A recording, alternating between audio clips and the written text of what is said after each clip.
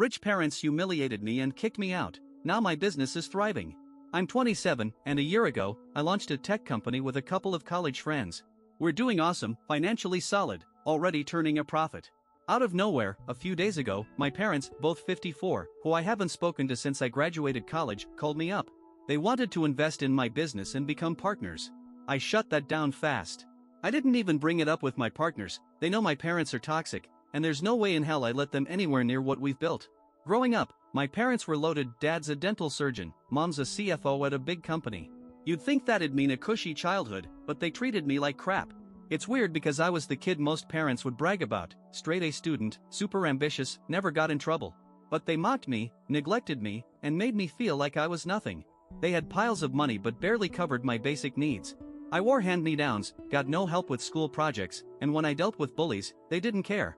They laughed at my skinny, nerdy looks, made fun of my love for computers, and said I'd never be more than a lowly IT guy fixing computers for dumb office workers. That hit hard. As a kid, I thought their insults were normal, that I was the problem. I internalized it, believing I wasn't good enough. When I was 16, my aunt, Dad's younger sister, now 46, the only person who ever got me, told me the truth. My parents blamed me for holding them back. They're successful, sure, but they dreamed of being famous, like celebrity-level rich. They resented spending time and money raising me, thinking those resources could have made them bigger stars. They only had me because family pressured them, and since I was born, they took it out on me with constant emotional abuse. They ignored me, belittled my achievements, and mocked my dreams. If I asked for something non-essential, like new clothes or help with a science fair project, they'd brush me off or worse, laugh in my face. "Why waste money on you?" they'd say. It was so bad I got used to it, thinking that's just how parents are. As a teenager, I started pushing back against their cruelty, but Dad shut it down quick, threatening to kick me out if I didn't calm down. I confided in my aunt, who offered to call Child Protective Services, but I was terrified of ending up in foster care or somewhere worse. She couldn't take me in, she was young, building her career, so I stayed, venting to her when things got unbearable. She was my lifeline. When I learned why my parents hated me, I decided I'd cut them off as soon as I could. I planned to vanish from their lives after college. They sent me to a public high school, not bad, but I knew it was a waste of my potential. It was a clear sign they didn't give a damn about my education or me. At 18, right after graduation, they dropped the bomb. I was out of their house unless I proved myself successful. They refused to pay for college, saying I'd never be more than a basic IT drone and shouldn't overestimate myself. I lost it, yelling that I was an honor student with a big future, and they couldn't do this right before college. They laughed, "You've got no future. Your teachers and friends lied to you about being a genius." I begged them to at least cover tuition, I'd figure out housing later, but they wouldn't budge. They said I'd amount to nothing but a cubicle techie fixing computers for idiots. That was such BS. Even those lowly IT jobs require serious skill and deserve respect, but my shallow, awful parents would never get that. Weeks before my 18th birthday, I ran away to my aunt's. I applied for every scholarship I could find.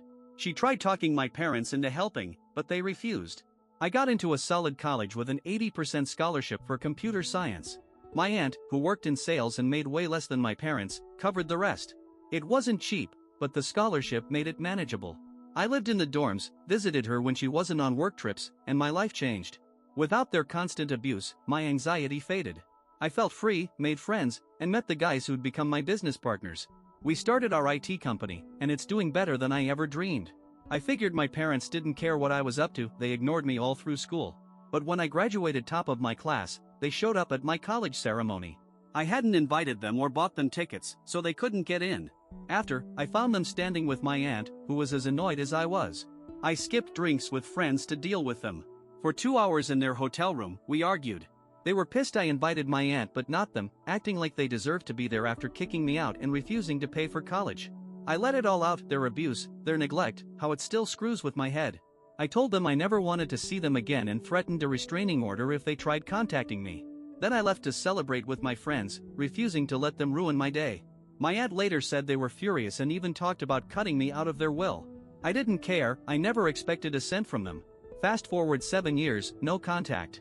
Then, a few days ago, they got my number from my aunt, saying they wanted to apologize. She meant to warn me but forgot. She's been busy, so I'm not mad at her. No apology came. Instead, they pitched investing in my business like it was some golden opportunity for me. I saw through it. They only care now because I'm successful. I hung up, blocked them, and told my partners. They backed me up, knowing my history with my parents. I thought that was the end, but the next day, they hit back hard. They tagged me and my friends in a nasty Facebook post, claiming I'm no self-made tech genius but a guy who got modest success off daddy's money and now denies their help. Complete lies, I never got a dime from them. Their post was pure spite, trying to trash my reputation and my company. I was furious but had a secret weapon, videos I recorded as a teen, documenting their abuse in case I ever needed proof for court. They show my parents yelling, mocking me, treating me like garbage, saying I'd never be anything, laughing at my dreams, belittling my looks. I never shared them, wanting to move on and avoid drama. But their Facebook post pushed me over the edge. I wrote a detailed Instagram post laying out our entire history, every cruel word, every neglectful moment, and posted the videos to expose their lies. I called my lawyer, who was already prepping a defamation lawsuit since their post named my partners too. Under their post, relatives and their friends commented, cheering them for exposing me and saying they'd never work with our business. I sent screenshots to my lawyer and filled in my partners to keep them in the loop. My parents called, demanding I apologize and delete my post. They claimed their private Facebook post only reached a few people, but my public Instagram post, with my decent following, triggered hate messages and threats against them, threatening their careers. They said those videos make them look awful, and if their employers see them, they're done. I snapped, "You got what you deserved for lying about me," and hung up. I archived my post and turned off my phone to cool off. A few hours later, I found an email from them. They apologized for the past but called my revenge cruel, claiming I posted their videos without consent, which gives them grounds to sue me. Since they'd been served my defamation lawsuit, they threatened to countersue unless I dropped it, saying it'd hurt my business. My partners say we should keep going. I told the truth. They spread lies to defame me. But I feel guilty. Their apology felt fake, like a last-ditch effort to save themselves, but they're still my parents. A lawsuit could drag us all down. Am I wrong to sue them for defamation after their so-called apology? Let me know what you think in the comments. Update 1, I'm pushing forward with the lawsuit. My partners and I talked it out. Their post could have seriously hurt our business. It wasn't some private rant, it reached enough people to damage our reputation. Their goal was to smear me and my company just to stroke their own egos. Their apology only came when their careers were on the line. Classic self-interest, not a shred of sincerity. I've been scared of them my whole life, even now at 27. Your comments opened my eyes to how often I stayed quiet out of fear, avoiding conflict to protect myself. But I'm done hiding. They can't touch me anymore. I've got the upper hand. I'm suing, fake tears or not. They abused me for years. No kid deserves that kind of childhood. I'm tired of being the good guy with people who don't deserve it. I'll keep you posted on what happens next. Update 2, my aunt called to see how I'm holding up. I told her we're going ahead with the lawsuit, and she's proud of me. She apologized for not doing more when I was a kid, but I don't blame her. She was young, starting her career, and couldn't take me in, but she stepped up when it counted, paying for college, being my rock. My grandparents and other relatives practically worshipped my parents, so no one would have believed me about the abuse. If my aunt had called CPS, I could have ended up in foster care or somewhere worse. She's the only one who ever had my back, so I'm defending her against anyone throwing shade. My parents haven't reached out since their email. They're probably waiting for me to cave and drop the suit. We're starting with mediation, but we're ready for court if it comes to that. They've got plenty of money, so I don't feel guilty. They screwed up, they pay. Their careers are wobbling after my videos, and they're losing it, blaming me for ruining them. They tried to make my truth-telling sound as bad as their lies, or worse. I'm so tempted to unarchive those videos after mediation to show the world who they really are. Update 3, the court assigned a mediator, and my parents called. I unblocked their number for this, to ask when I'd drop the suit, saying it's spiraling out of control. When I said I'm not backing down, they flipped out, screaming so much I could barely make sense of it. I finally let loose, laying into them for every cruel thing they did, the insults, the neglect, how they broke me. It was raw, but man, it felt good to say it all. I hung up.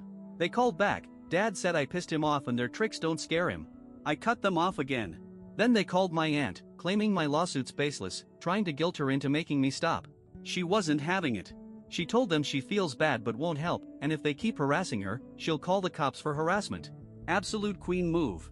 Later that evening, I started getting texts from relatives, all saying the same thing, clearly a copy-paste job my parents sent out, begging me to back off. It's almost sad how desperate they are, knowing they're in deep. They tried roping in the whole family to pressure me, but it's so obvious it's their script. Update 4, the trial's underway. I'm writing this during a lunch break in the courthouse lobby. My parents were throwing venom, but it's clear they're losing. If they want to dodge a full-blown trial, they'll have to agree to our terms. Dad was glaring daggers at me, and Mom played the weepy, helpless victim, total performance, and nobody bought it. We all know it's fake. My friends and partners are my backbone, standing by me every step. One friend even said he's there to talk whenever I need, knowing how emotionally draining this is.